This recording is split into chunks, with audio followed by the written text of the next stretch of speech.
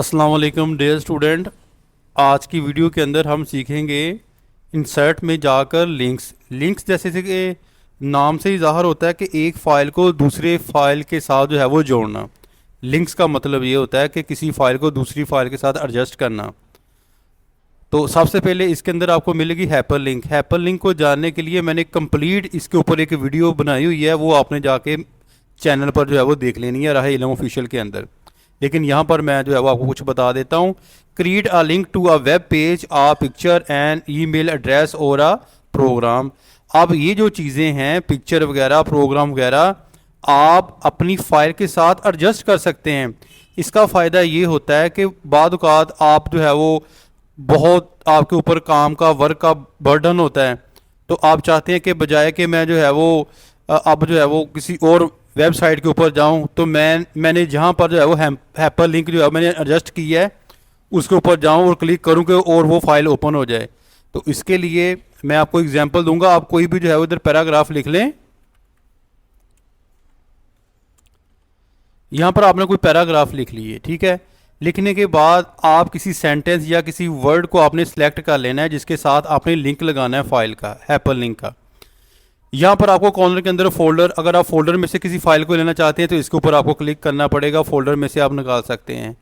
यहाँ अगर आप ब्राउज द वेब के ऊपर जाना चाहते हैं, अगर आपके कंप्यूटर के ऊपर इंटरनेट जो है वो ऑन है, तो यहाँ से भी आप किसी फाइल को इसके साथ लिंक कर सकते हैं जिस वर्ड को मैंने सेलेक्ट किया है।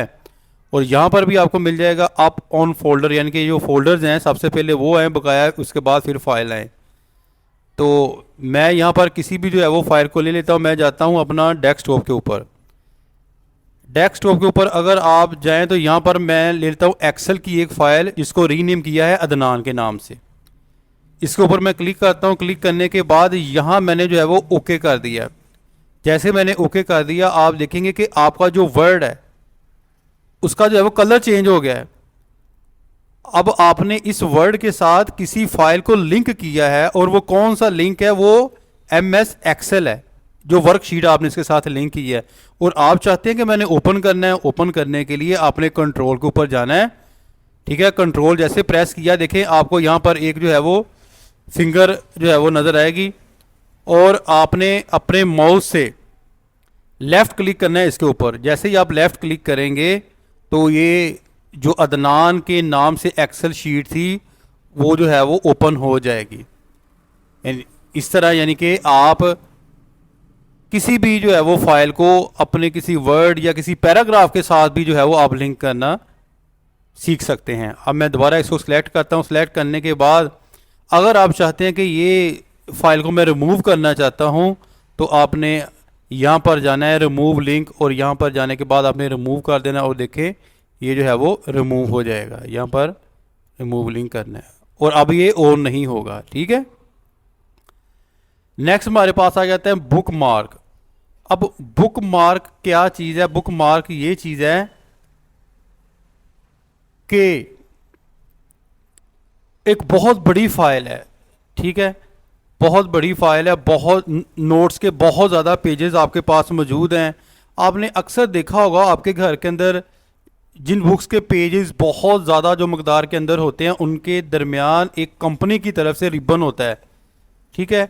वो जहाँ पर हम जो है वो रीड आउट कर लेते हैं, जिस पेज के ऊपर या जिस चैप्टर को हम रीड आउट कर लेते हैं, और सेंटर में हम जो है रिबन निकाल के उधर जो है वो उस जगह पर रख देते हैं। ये होता है कि हमने उस पेज को हमने मार्क किया हुआ है, हमने अपनी निशानी लगा दी, और जब भी हमारा जो है वो पढ़ने का दिल किया या हमने उसके ऊपर काम करना है, हमने जो है वो उस रिबन को ओपन करना है और रिबन वाली जगह पर जाना है और हमने अपना काम शुरू कर देना है।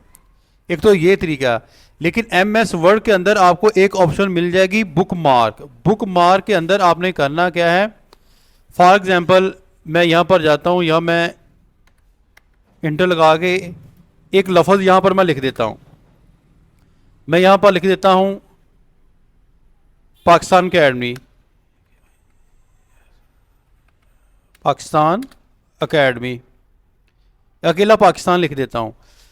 अब देखिए कि मेरी कर्सर यहाँ है, मेरी कर्सर यहाँ है। मैं बुक मार्क के ऊपर जाऊँगा और बुक मार्क के ऊपर जाके यहाँ पे मार्क लगाऊंगा। कोई भी आप नेम लिख दें, या अपना नाम लिख दें या किसी जो है वो कंपनी का नाम लिख दें, जो चाहे आप लिख सकते हैं। मैं यहाँ पर लिख देता हूँ अली। मैंने जो है वो अली लिखकर इसको कर दिया मैंने ऐड।